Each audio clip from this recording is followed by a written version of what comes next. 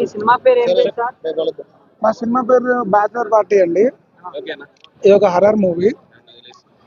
So ఒక నలుగురు bachelors సరదాగా వాళ్ళ ఫ్రెండ్కి ఒకడికి పెళ్లి సెటిల్ అయిందని చెప్పేసి మిగతా ఫ్రెండ్స్ అందరికి పార్టీ చేయడానికి సరదాగా అలా తీసుకెళ్తే, ఇప్పుడు మన రెగ్యులర్గా చాలా మంది బ్యాచులర్ పార్టీస్ అన్ని లో బడ్జెట్లో పార్టీలు చేసుకోవడానికి ఎలాగైతే యూత్ ఒక చిన్న ఫామ్ హౌస్ అయితే తీసుకుంటారో అలా వెళ్ళే ఒక బ్యాచులర్ పార్టీకి వెళ్తారు. అక్కడికి అనుకోకుండా ఒక చిన్న టర్న్ ద్వారా, నేను స్టోరీ రివీల్ చేయదలుచుకోలేదు, సో ఆ టర్న్ ద్వారా అక్కడ ఏం జరుగుతుంది, అక్కడ జరిగే ఆ ఇంటికి అంతకు ముందు ఏమైనా చరిత్ర ఉందా, అక్కడ ఏంటి ఆ హర్రర్ ఎలిమెంట్స్ వాళ్ళని ఎలా భయపెట్టాయి, అలాంటివన్నీ మా స్టోరీలో ఉంటాయండి. చాలా మీరు ఇప్పుడు నేను యాక్చువల్గా ఈ మూవీ చూడడానికి వచ్చే ప్రేక్షకులకు కూడా ఒకటి చెప్దాం అనుకుంటున్నా. ఎవరైతే మన తెలుగు సినిమా అభిమానులు ఉంటారో వాళ్ళు ఇప్పుడు పాన్ ఇండియా మూవీలు అన్నీ వస్తున్నప్పుడు మీరు చూడొచ్చు, ఒక ఒక ఒక ప్రతి వీక్కి మంచి మంచి బడ్జెట్ మూవీస్ వేరే వేరే లాంగ్వేజెస్ నుంచి కూడా చాలా మూవీస్ వస్తున్నాయండి. సో మన ఎవరైతే తెలుగు సినిమా అభిమానులు ఉన్నారో వాళ్ళకు మా స్పెషల్ రిక్వెస్ట్ ఏంటంటే, ఇన్ని మూవీస్లలో మన తెలుగు సినిమా ఏదైనా కనబడితే ముందుగా దానికి కొంచెం ప్రిఫరెన్స్ ఇవ్వండి. ఎందుకంటే మన ఇన్ని కొత్త మూవీస్ 10 అన్ని పాన్ ఇండియా మూవీస్ వచ్చే ఈ కాంపిటీషన్లో ఒక చిన్న సినిమా ఎవరన్నా ఒక చిన్న టీం వచ్చేసి కష్టపడి వాళ్ళు వాళ్ళు ఒక ప్రొడక్షన్ అంటూ ప్లాన్ చేసుకొని చేసే ఒక చిన్న సినిమాని ఆ కాంపిటీషన్లో తట్టుకోలేక వెళ్ళిపోతుంది.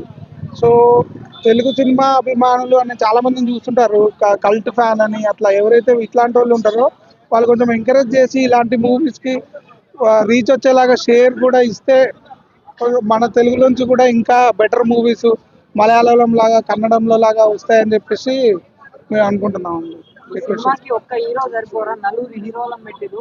ఆ నలుగురు హీరోలను పెట్టడానికి కారణం ఏంటి? మీకు ఎవరైనా ఇన్స్పిరేషన్ ఉందా, లేకపోతే రియల్ స్టోరీనా? ఇది రియల్ స్టోరీ కాదు, బట్ ఇమాజినరీ స్టోరీయే. బట్ ఇది ఒక రియల్గా ఇలా జరిగితే ఎలా ఉంటుంది అనే ఒక ఊహ నుంచి పుట్టిన స్టోరీ.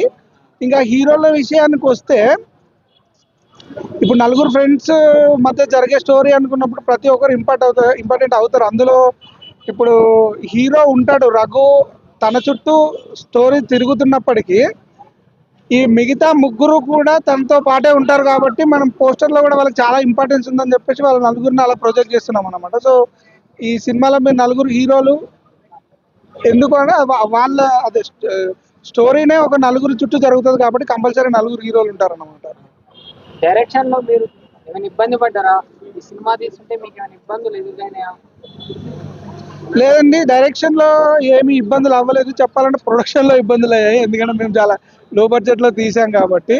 డైరెక్షన్లో ఏంటంటే మేము ప్రతి ఒక్కటి అంటే మామూలుగా